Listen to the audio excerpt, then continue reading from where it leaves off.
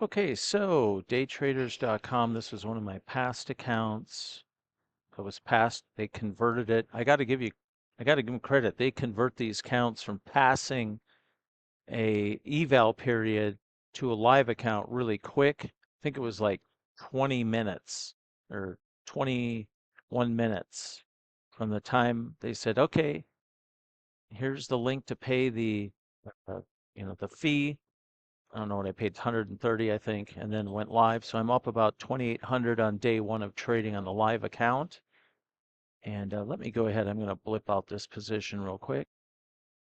Okay, we had a signal here off the high of the bounce, and so sitting decent on the day. Okay, so I have some of my account information covered up there for obvious reasons. But anyhow, let's go take a look at the bands. I have some info today. A lot of people know I've talked in the past about March of 2023 all the way through early January. The Fed was allowing, and I guess the prior administration was allowing the investment banks to pump fake Fed discount window money into the markets. It seems like they pumped in some estimates around 5 trillion plus. And apparently, as of today, that's all gone. they've unwound everything because they had to. The current administration doesn't want the investment banks playing with Fed discount window money in the markets. Uh, that's not equitable. And I agree. So I actually like markets when they have volatility, and I like the markets to oscillate, make big oscillations on the way up and big oscillations on the way down. I hate where I get 11 days in a row and it grinds up and grinds up and grinds up, that all selling's getting absorbed all the way up because some of the largest participants are playing with fake money. That's just, that's not an organic auction market process. Okay, adjusted the screen size so you can see the charts better. So anyhow, that's what's been going on. I'm sure the China's, AI solution kind of seemed that came out, kind of hurt the AI stocks. That seems like that was the beginning of the selling, but the behind the scenes clash between the new administration and the Fed and the IBs came to the point where the IBs basically were like, "Hey, you got to let go. You can't have that money in the market, and that stuff's off for these, next 4 years." Kind of a rip the band-aid off, get that stuff over with and out of the market so we can go back to organic markets. And I like that. I also heard, and I mentioned some in some of the videos, that hedge funds were very short the end of December into early January. And today, I've heard from some of my contacts that there was a lot of unwinding of directional short positions from the hedge fund side into that big sell-off. So this last push down might have been a little bit of a gamed move today where they pushed it down. So everybody that had directional shorts could cash them out and then come in and get on buy side the rest of the day.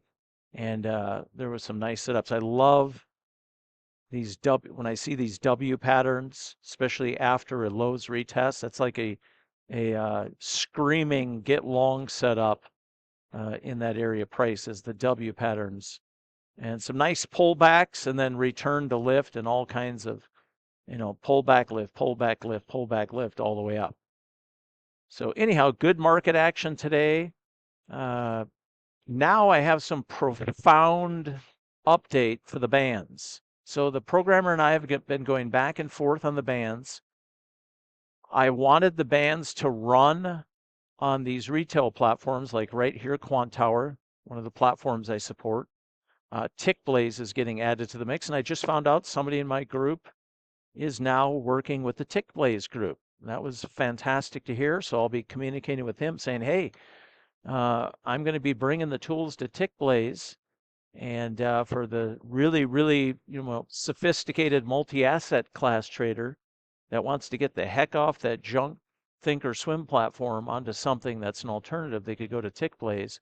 And then for all the futures traders, you could jump on Quantower to get away from the aging NinjaTrader 8 platform if you're getting sick of order exceptions and ghost orders and this and that and all the other problems with NT8 as it gets older and older with no updates planned or announced.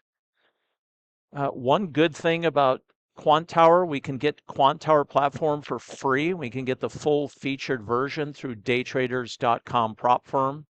That's that's who I have this 300K account. This is one of them. Um, I basically paid like $105 when they had an 80% off deal to get a 300K account. They gave me the Quantower platform, the full featured version, and they gave me a data feed, Rhythmic, which, for now, so far I've had no issues. All my order stuff is working. All my experimental automation has been working clean. I can't say that when I've been on Ninja Trader 8 as of recent months. There's a lot of ghost orders, orders that turn yellow and then they hang there. I got to disconnect and reconnect, just ready to go nuts. And when you're trading automated and copy trading out to many accounts, that stuff's just, it's not workable. Quantower has been smooth sailing and really looking forward to Algo Studio Pro from the Trade Devils group. I think getting closer now to connect to this beautiful Quantower platform so we can do some really nice customized automated trading, taking outputs from our tools, whether it be hook dots for quick scalp entries or for people working the triangles or people working the vertical line, the fast bands crossing the main bands.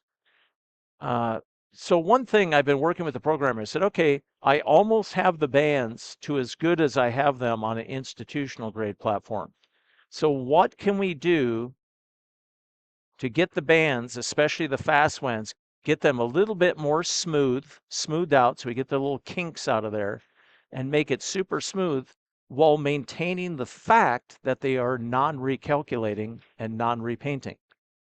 So he came up with a really, really good idea that he showed me that we'll experiment with. And I have an endpoint smoothing idea. So we're going to spend the time to check out those. And maybe in the end, we'll have both options where we can go into the settings of the indicator and I could select in here for the main bands, do I want to have the smoothing this way or that way?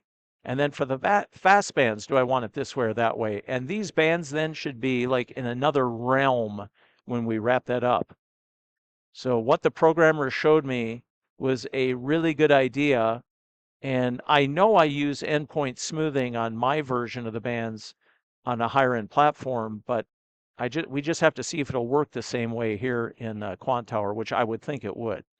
So I'm going to be working on that heavily over the weekend and into Monday with the programmer. And when we get that all finalized, and I bless it as okay, we're good now. I don't have to do anything more to the bands because the big thing is that endpoint smoothing or the other direction we go will make the hooks, regardless, even if you're really responsive, everything will be so smooth it'll add to the amount of hook dots that you will get in the right areas.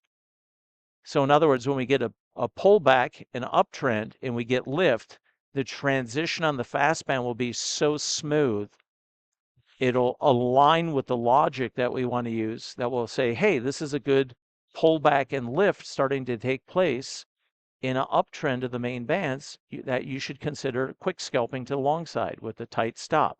Quick scalping, quick scalping, quick scalping, quick scalping. So that's what we want.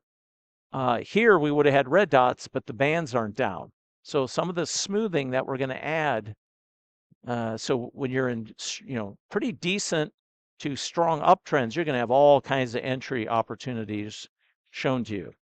And then when we're in downtrends, you're going to have all kinds of entry opportunities to the downside shown to you in the value area to be a seller or the value area to be a buyer, which is we want to sell above the mid band of the main band on these hook dot quick scalping short setups, and we want to be a buyer below the mid band in uptrends. So we're rapidly accelerating the continual process improvement of the bands to get them so I can have them like within 98 or 90% of what I have where they work wondrously on a institutional grade platform for institutional grade FX trading. So we're very close. My thought is instead of just going with one idea or the other, heck, let's put both options and let traders pick what they want as settings, and the bands will then be at what a period of what I would call like self-actualization. They've landed on the moon. There's nothing else they could ever do in their own mind, and the rest of the life they can coast. No, I'm just kidding. We don't want the bands to get Buzz Aldrin syndrome. So anyhow, there we have it. Just want to give you an update. We got some big, big, big updates that will hit the bands maybe over the weekend, very likely at some point on Monday, just because I don't like to bug programmers when they're on the weekends. If he wants to run with these ideas we have, which he and I have already solidified for the most part, I know what his idea is, I know what my idea is, and then he can work the project of the two ideas out, and I'll kind of give him some names on what the settings could be. And then if he wants to work on it this weekend, that's fine. If he wants to wait till his Monday morning, which is our Sunday night going into Monday morning, that's fine. And then any sort of initial rough draft version or update, I can get out to the group then, possibly on Monday. So there you have it. Got big, big updates to the bands to make them even better. And then once we get that done, then I can go back and make sure that the logic of the hook dots is as optimal as possible for pickup points and uptrends, pickup points in pullbacks and uptrends, and pickup points in kickbacks against a downtrend, and so on. And then probably another thing, I'll put a little filter so we can only get like one signal, like, hey, the logic will be something like, hey, is all the criteria in place to be a hook dot? Yes. Okay. Well, have we had a signal within the last 10 bars? Yes. Okay. Well, then don't put one here. Stuff like that. We'll just add little things through a continual process improvement and get these babies absolutely dialed in beautiful to be in conjunction with Algo Studio Pro getting released. So you can take all these outputs of hook dots, triangles, bands, crossing points, tie them into Algo Studio Pro, and go off and build your own semi-automated or fully automated trading at a level.